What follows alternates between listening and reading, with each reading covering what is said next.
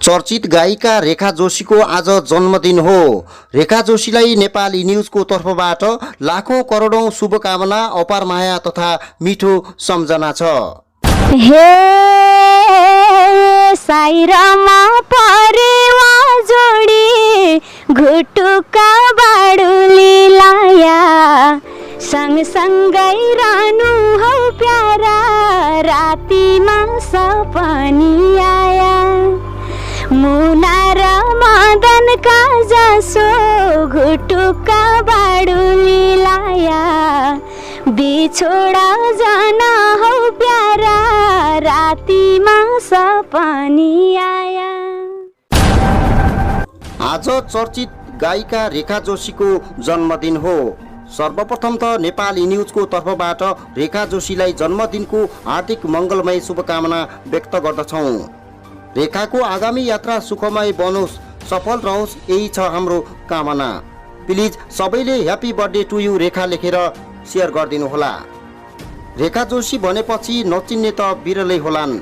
सुदूर र मध्यपश्चिमका विभिन्न भूभागमा गाइने निकै लोकप्रिय देउडा गीत गाएर दर्शक श्रोताको मनमुटुमा बस्न सफल रेखाको आजको जन्मदिनको अवसरमा उहाँको बारेमा केही छोटो जानकारी दिँदैछु। प्लिज भिडियो अन्तिमसम्म हेरेर सेयर गरिदिनु होला। रेखाको जन्म महेन्द्रनगर कञ्चनपुर हल्दुखालमा भएको हो। रेखाको 10 जना भाइ बहिनी छन्, जसमा 8 वटा बहिनी र 2 वटा भाइ छन्। रेखाको बुवा धेरै वर्ष पहिले बाजुराबाट बसाइसराई गरेर कञ्चनपुर आउनु भएको थियो। रेखाको बुवा पहिला बाजुरामा पुलिसको जागिर गर्नुहुन्थ्यो। पुलिसको जागिरले सबै कुरा सम्भव नभएपछि पुलिसको जागिर छोडेर कामको सिलसिलामा उहाँ इन्डिया जानु भएको थियो। उहाँको आर्थिक अवस्था निम्न स्तरीय मध्यम खालको रहेको बताउनु भएको छ। रेखाको केही दाजुभाइ दिदीबहिनीको जन्म इन्डियामा भएको हो। रेखाको पढाइ लेखाइ तथा बाल्यकाल हल्दुखालमै बितेको हो। भाइ बहिनी धेरै भएका कारणले हरेक दुःख सुखको सामना भोग्नु परेको रेखा बताउनुहुन्छ। जिमी जग्गा प्रशस्त भएका कारणले खानको त त्यति समस्या थिएन, आर्थिक अभावले बाल्यकालमा सताइरहेको पीडा अहिले सुनाउनुहुन्छ। रेखा पढाइ लेखाइमा राम्रो थिइन्। स्कुलको कार्यक्रममा कविता वाचन गर्दा टिचर तथा मेमहरूले र शिक्षकले विद्यार्थीले अत्यन्तै मन पराउनुहुन्थ्यो। आफ्नो परिवारको आर्थिक स्थिति कमजोर भएका कारण स्कुल जीवनमा ठुला स्टाइल र फेसन कहिल्यै गरिनन् उनले।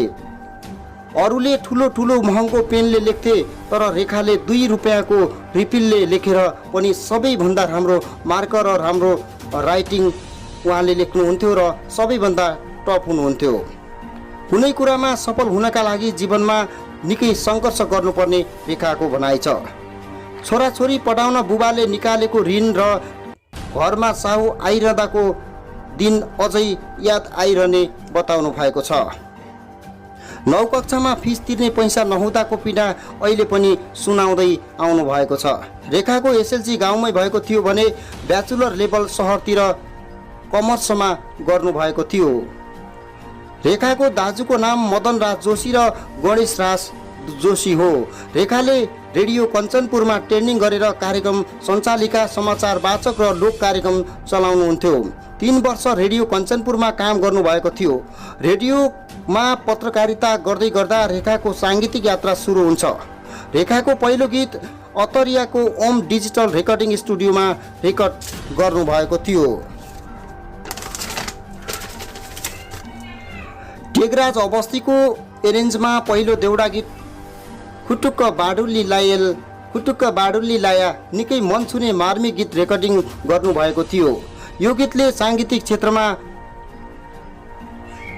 अगाडि बढ्ने हौसला र अवसर मिलेको थियो। यो पहिलो गीतमा रेखा र करण राणाको स्वर रहेको थियो। पहिलो गीत बजारमा आइसकेपछि रेखालाई धेरैले आफ्नो एल्बममा स्वर दिन अवसर दिएका थिए। अहिलेसम्म रेखाले हजारौं गीत गाइसक्नु भएको छ। रेखाले ब्याचलर लेभलको पढाइ सकेर काठमाडौँ आउनु भएको थियो। गायक सूर्य बिरई साउथको ठाडी भाका गीत गाउनका लागि काठमाडौँ आउनु भएको हो। मालाश्री स्टुडियोमा 5 महिना काम गरेर धेरै गीत गाउनु भएको थियो। मालाश्रीमा एरेन्जर विनोद बाजुरेलीले गीत सङ्गीतमा निकै साथ दिनुभएको बताउनु भएको छ। 2071 सालबाट अहिलेसम्म लगातार गीत गाउँदै चर्चामा आउनु भएको छ। पछिल्लो समयमा टङ्क टिमेल सेनासँगको सहकार्यले पनि रेखालाई निकै सफल बनाएको छ। टङ्कको मैना गीतबाट रेखालाई धेरै दर्शक श्रोताले मन पराएर चिन्दै आउनु भएको छ। रेखाले दुबई, कतार, कोरियामा पनि गएर गीत गाइसक्नु भएको छ। सुदूरपश्चिमका 9वटै जिल्लामा पुगेर गीत गाउनु भएको छ। हस्त आदरणीय दर्शकबिन, रेखा जोशीको आज पर्न गएको जन्मदिनको अवसरमा रेखाको बाल्यकालदेखि साङ्गीतिक यात्रासम्मको छोटो जानकारी गराएका छौँ। अहिले रेखाको अवस्था निकै मजबुत र सोचे भन्दा पनि राम्रो छ। फेरि पनि रेखा जोशीलाई जन्मदिनको करोड शुभकामना दिँदै रेखा जोशीसँगको प्रत्यक्ष अन्तर्वार्ता लिएर फेरि हामी उपस्थित हुनेछौँ। नेपाली न्युज हेर्दै गर्नुहोला, सब्स्क्राइब, सेयर गरिदिनुहोला। हवस्, धन्यवाद, नमस्कार।